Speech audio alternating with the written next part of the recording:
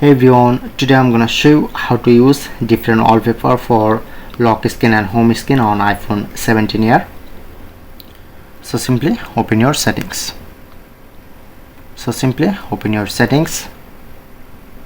Scroll down, press onto wallpaper option. Then you get add new wallpaper. So showing you two more option, and if you want to select from here,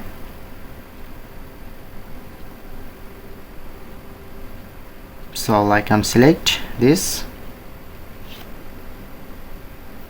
okay, press on add, then you get custom home screen option.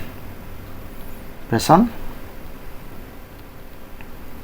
select color option, gradient, or if you want to select your own image, click onto photo, select your own image. Okay,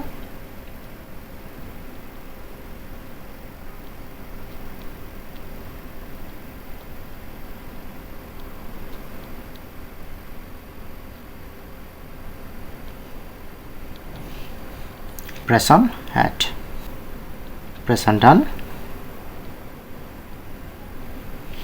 and now successfully set up.